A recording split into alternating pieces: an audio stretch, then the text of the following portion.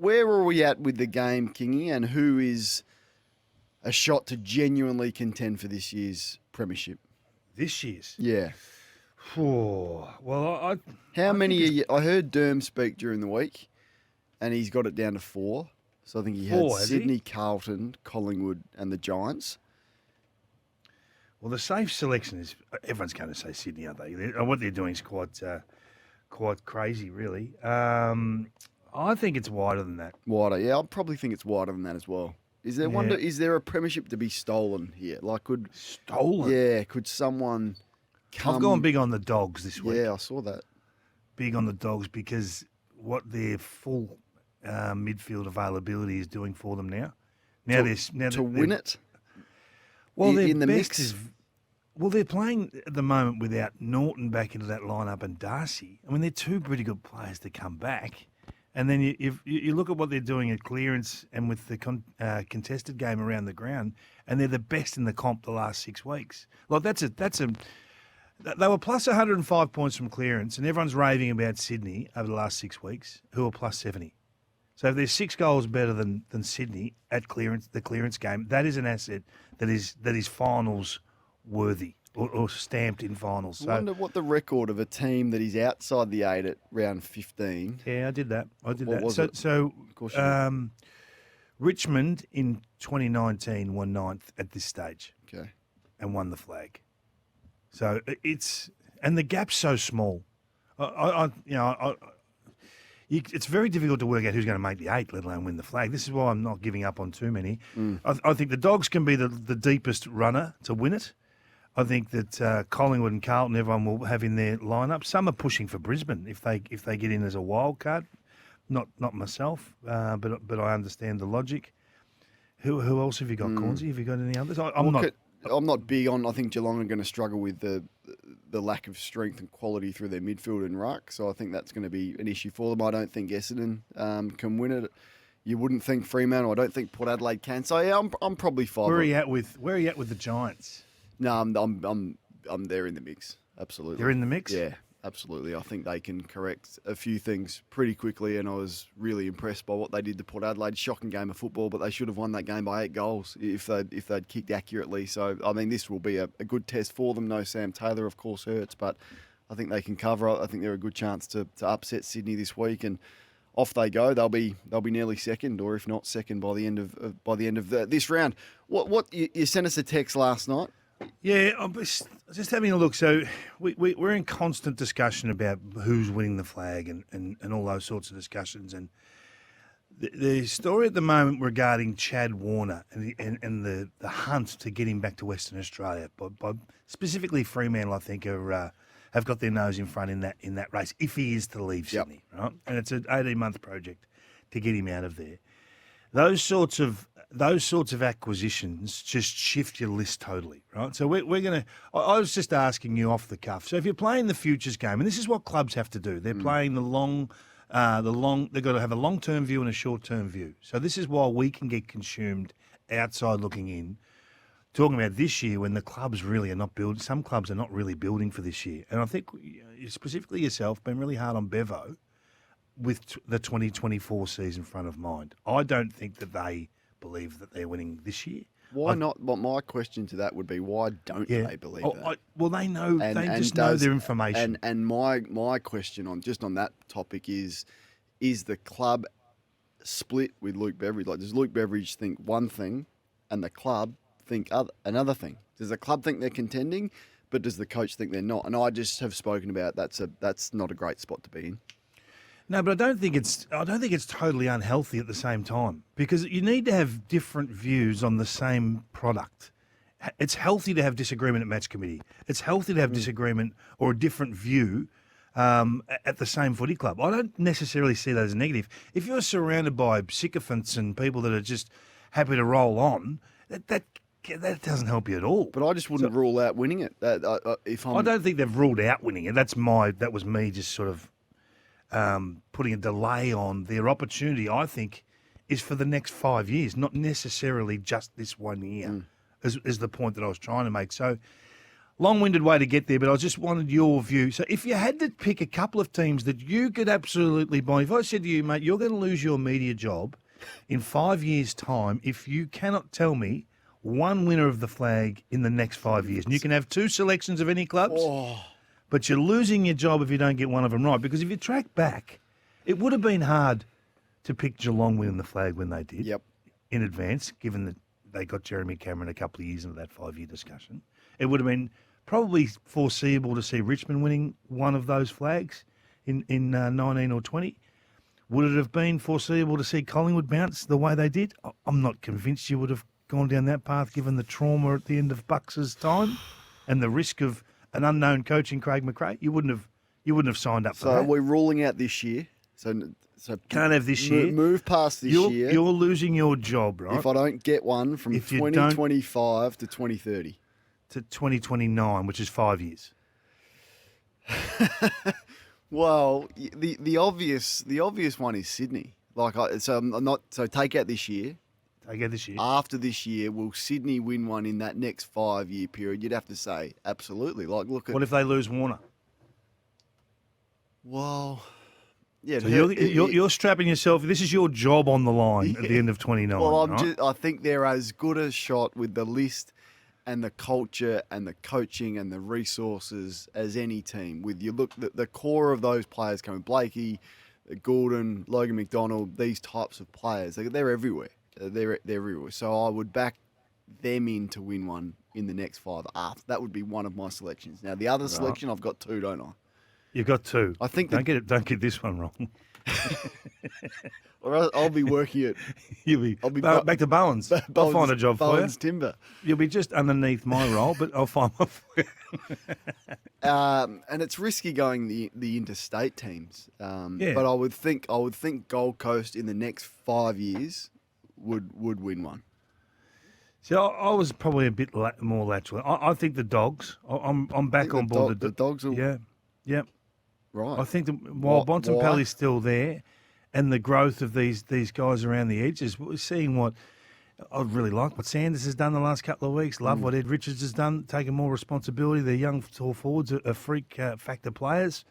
You're right with the Swans; they're going to be there. But if that's probably the safest of selections given what we're seeing at the moment. My job's on the line, so I had to go safe. Got to stay safe. No, I like it. And if you absolutely want one, I think you would probably put Carlton in there because their tall stocks, particularly forward of centre, or their keeper stocks, I should say, are very good. But I just wanted to raise the question with you because I was looking through last year's trade period, right? Mm-hmm. And we're talking a lot about player movement. 95% of the trades have no impact on clubs' performance. Very, very minimal impact. Yep. So I'll spin through a few names, right? And you just hit me out a little bit. Harms, Dylan Stevens, Chris Burgess, Zach Fisher, Tom Fulton, Tyler Brockman, Biggie Newen, Shane McAdam, Paddy Dow, Nick Caulfield. Look, I can go through all the names from last year and say there's really been, but the one, when you land the monster, when you land the game changer, and this is what Warner takes away, in my opinion, the Sydney premiership chance and gives it to Fremantle. That swing, the big swing. The Jeremy Cameron swing. That's what we're talking about, the swing. So we can't predict the swing. So I think it's dangerous for us outside looking in with 10% of the information to make strong comments that can hold for 2 to 3 years.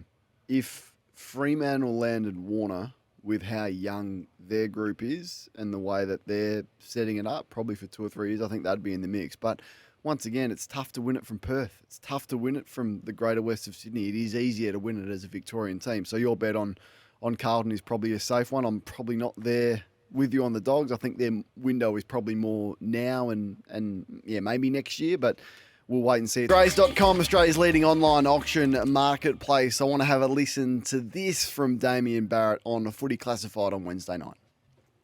Guy's 34 now, kicked 76 goals last year, All-Australian last year, by the name of Taylor Walker. He does want to play in 2025. That is a given. He's yet to learn from his own club that he's been at since 2007, Jimmy, if it's going to be with the club he wants, so that being the Adelaide Crows. That's a conversation to be had in the next 6 to 8 weeks. But if it doesn't go down the path that he wants, I have got no doubt that he's open to offers from other clubs. This story at this time of the year regarding Taylor Walker happens on repeat. Go back and look at it. Ever since he's been signing one-year contracts, this information at about this time of the year comes out at this time every year. Taylor Walker's 35 before the start of next year or for next year. He hasn't touched the football hardly this year. His back is clearly a real issue. He's struggling to kick it from 50 and can't bend over to get the ball. His team is on its knees. His club is struggling, and then the minute that he doesn't get the contract that he wants, the Walker camp briefs the media that he may go elsewhere, like as if Taylor Walker is going to go elsewhere. This is purely designed from the Walker camp to put pressure on the Adelaide Football Club. How's about you just make the decision on a player who's going to be 35, who's clearly got significant issues with his body, and make that in the fullness of time. To come out and threaten to leave the club now, at this point in time, at his age, and with his form and the issues with his body, when you've done that every year for the last 3 years at this time is ridiculous. So I'm just putting him and the Walker camp in the gun, and Adelaide would be crazy to be pressured into signing Taylor Walker, who there would be significant question marks over his body and his back. So I just wanted to put that on the agenda and in the gun. When you say threaten to leave, he's not threatening to leave. Well, he's clearly open to the fact. Otherwise, respected journalists like Damien Barrett don't go with that information. He's clearly happy if there isn't an offer, which I think is designed to put pressure on the club to force him into an offer, to threaten to leave, as if he's going to leave. Like, where's he going to go? What, Melbourne didn't learn from the Ben Brown experiment? Like, he's not going to go to North. Why would he go? Where's he going to go at 35 when he's an Adelaide legend, really? He's their leading goal kicker, been one of their best players of all time, former captain. He's not going to leave for 1 year. Why not? You think you could see Taylor Walker you talk leaving? About the Ben. Yeah, absolutely I could. I think there'd be many clubs that look at him for a 1 year term. Clubs that are just that far, an inch away from winning it. Have they watched him this year? Do you think if Tex Walker played at Melbourne last year, do they win it? Yeah, but he's not the Taylor Walker that he was last year. But, yeah, so you're going to tell me how good he's going to be next year now, are you? Well, I think once you get to the age of mid-30s and you're already missing games with a bad back and you're struggling to move around the ground and kick it from 50 and you lose your mobility and the weapons that have made you the great player that you've been for so long, I think it's unlikely that a club like Melbourne, who have had a crack at a few like this, and Ben Brown's a good example. They won a flag with Ben Brown. Yeah, but not at 35. It's a fairly good return, Not at 35. I know, but you take the risk on that player that could be the difference with you winning a premiership. I think that's a great risk to take. I don't understand the trauma. It's a last man in. He's probably first man out if it doesn't work. And what's it cost you? It wouldn't cost the world. The most likely scenario that would work is at a club like West Coast or North, where you can go in and show some leadership and be that experience around a young group. But just Taylor You're not Walker, doing that. Well, that's the point. I'm putting those teams to the side. I mean, it would be a waste of time for Tex to go to those clubs and try and earn the respect of a new group, have to do all the commitments of training and all the off-field stuff. That would be a waste of time for everyone. I don't think those clubs would necessarily be interested in Tex, but the clubs that are at the pointy end. What if he was at Sydney for 12 months? He would make them a better product. Rather a Marty and Logan McDonald, wouldn't you? Would you rather McLean or Walker? Well, I just think. Would you rather McLean or Walker? No, I'd rather McLean because or don't play them. Just play two keys and don't have the third one. No, they play three, so we can't rebadge I'd rather McLean because he can go into the ruck. I think it is poor form the minute at round 15 when you haven't touched the footy all year in your mid-30s to threaten to leave just because a deal is not on the table at this stage. If a deal's on the table, that'll be at the end of the year when Adelaide can make that decision in the fullness of time. They got Fogarty and Thilthorpe who have to be the priority. Taylor Walker is not the priority for Adelaide right now, and for this information to get out again after it happens at this time every year, it seems to be, I just think it's poor form. Just show a different view of the same evidence, right? Yep. Is that the manager saying to the club, hey, look, If you don't want to sign him, that's fine. We're just telling you there are others interested. That's a logical, rational discussion. Does that isn't it? information have to become public, though? I think you have to make the club aware. It's Yeah, you round can make 15. the club aware, but you have to make everyone aware. Does that information need to become public? Once you talk to club, I don't know one club that's kept anything quiet in 25 years. So once you tell a club, hey, listen, just be aware, right, that this guy's a Hall of Famer at your footy club, and if you choose not to sign him, we do have other options. Yeah, and so just be aware of that. But King, I could go back for years, and this happens with this guy You know what? They did it 3 years ago, and he went back-to-back All-Australian caliber seasons. If he had gone to Essendon at that stage, or he had gone to somewhere else, he'd probably have a tattoo. Right, so I think it's been a discussion because he's been a bloody good player. No, I'm not disputing that at all. But Adelaide have been pretty good to him as well, and been pretty loyal to him. And I think it would be a shame to see him go and spend 1 year at Melbourne, which I don't think is going to be that successful. Everyone's loyal till they're not. Yeah. Yeah, and as soon as you start going through a bit of turmoil, you'll find just how loyal they are. Hey, my in the gun, I want to put Peter Wright in the gun. I haven't seen him back to the levels of last year or anywhere near that, to be fair. And since he's come back from a setback, he got back in round 7, so he's played sort of 7 or 8 games now. He kicked 4 against the Kangas. He's kicked 1 goal in 3 weeks. He's kicked 5 goals in 6 weeks. 4 of those being against North Melbourne. So I just want to see this forward line of the Bombers light up again. Langford's come off a little bit. Yep. Peter Wright's come right off. So can they bounce and find these avenues to goal that they really had most of last year? They were awesome last year. The best and fairest winner last year. Was it last year or year before? No, it might have been year before. Yep. Year before, I should say. So I reckon as soon as these guys correct, they'll go again, the Bombers. But if they don't, and if they can't, I'll worry about where it leaves them, given how close the top 8 is. Good call. Good opportunity for the Bombers against West Coast on Sunday, and there has been some good success for key forwards against West Coast this year. He needs to get himself back in form. Grays.com, it's Australia's leading online auction marketplace. It's easy to buy and sell with Grays. Tex at the pies. What a good call that is. You're going to want to sort out his back first. What's on your agenda, David King? It's that time of year where the squeeze is on. The pressure is now elevated, and there are some teams that are being questioned by their own coaches on where they're at and how they're playing. I mean, everyone loves looking at the Peel stats of all our players, not just Neil. They love looking at all the stats and reading stats and thinking a good game is determined by what the stat sheet says at the end of the day. I don't even look at the stat sheet, and not even at our game. At the end of the day, look at all aspects of their role that contribute to us being a good team. There's no doubt in the seniors on the weekend that guys were worried more about how many possessions they got than how they competed in the contest, how they pressured the opposition, and how they defended. That's not what I stand for as a coach. Heat's on. The heat's on. That is a coach saying to his troops, hey, get your nose back over the footy. And I love it.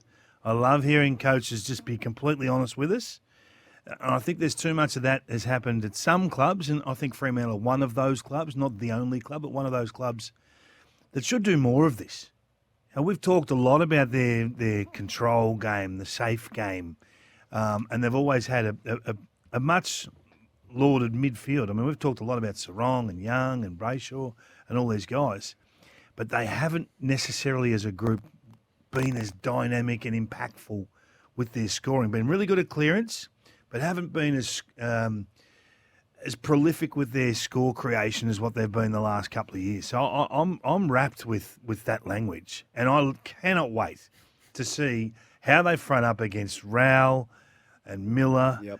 And Anderson in the absolute contest with the big ruckman going bang. Witsy back in against the Twin Towers of Darcy and Jackson. I think it'll be a cracking first quarter.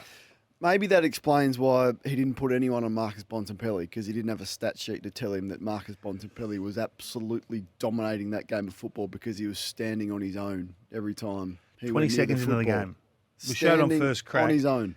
The first 3 clearances of the game, he didn't have an opponent. And when asked and quizzed about that, he said, well, we had a plan. Heath Chapman was going to take him when he went forward, and then we had a midfield plan. I don't know what the midfield plan was because there was no midfielder near him. No one. At the absolute start, Bontempelli would have thought, how good is playing Freo?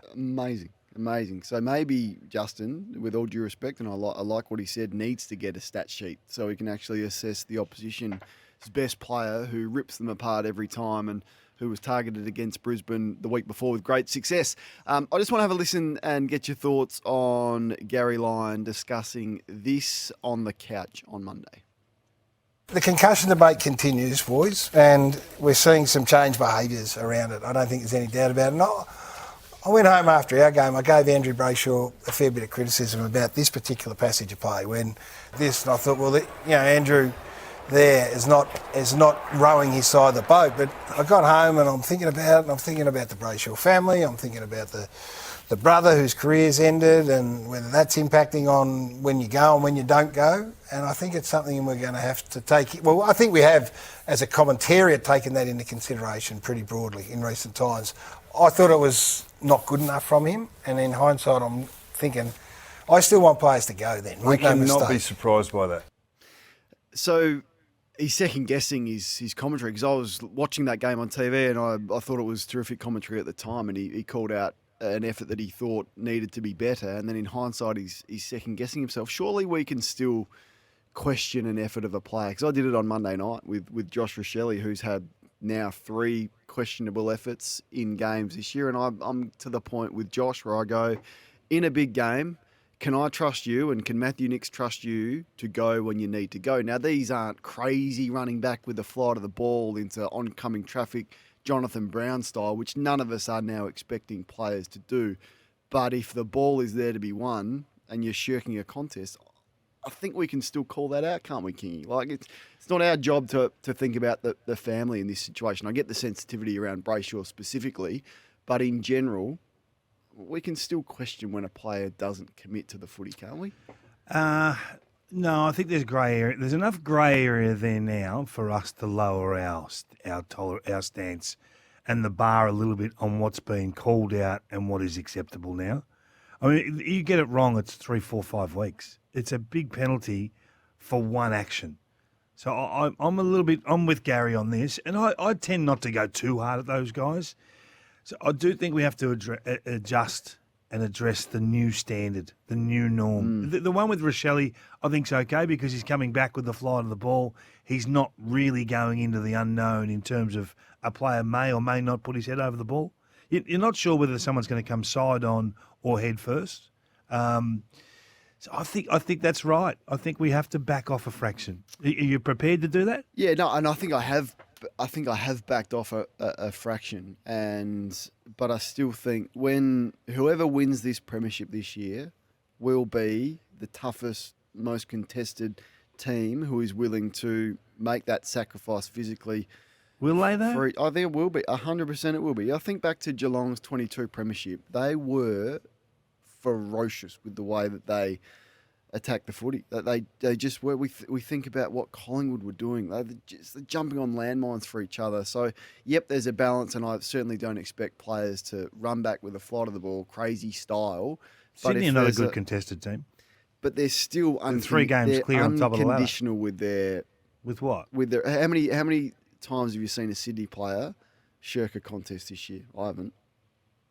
Well, that's a different discussion, but no, I mean, contested footy is free kicks for and free kicks. So it's a different stat in terms of if there's a ball there to be won, Tom Papley is going to do everything he can to win it. Will Hayward's going to do the same. Heaney's going to do the same. With you. I disagree with that. You don't think the toughest team will win the premiership? No, I think the smartest team wins the premiership. Right. When to go in, when to hold out. You watch the Swans play, they'll often ring a pack rather than invest numbers inside. Their ball use is their feature, not necessarily winning clearance and winning contest. They score every time they get the footy. They make you play. Their punish game is better than anyone else's, but I don't think the absolute priority is the 50-50 ball. I think it'll be important on grand final day. Now, whether usually it is, but anyway, it's a issue that we disagree on. 0433. Can I put one on the radar? Do you actually? Is Chris Scott saying to us you don't need a ruckman anymore? No, I think he's saying What's he saying? we don't have a ruckman that I can trust. I would if Not one. No, I would. Chris would be thinking I'd love a ruckman, which is bizarre because it feels like it's been an issue for 10 years at Geelong. So for that club who's been so good with their list management strategy, not to get one, and there's plenty available, is a mistake. And I heard him speak about how good Reece Stanley was against Brodie Grundy in that Sydney game. The question was put to him, and he challenged the journalist on. He said, "No, I thought Stanley was dominant in the first half, and Grundy that wasn't an issue for us." Yeah, I did that game. I didn't see it that way. Did you see it that way? No, I did. He got coaches' votes. I did not see it that way at all. He dominated him. He monstered him. So he's clearly just defensive of his player, but now he's out of the side and he's emergency. So I think what he's saying is we'd love a ruckman, but we don't have one that I can trust, and we'll see how that plays out once again tonight. It's an issue we keep discussing. Good question.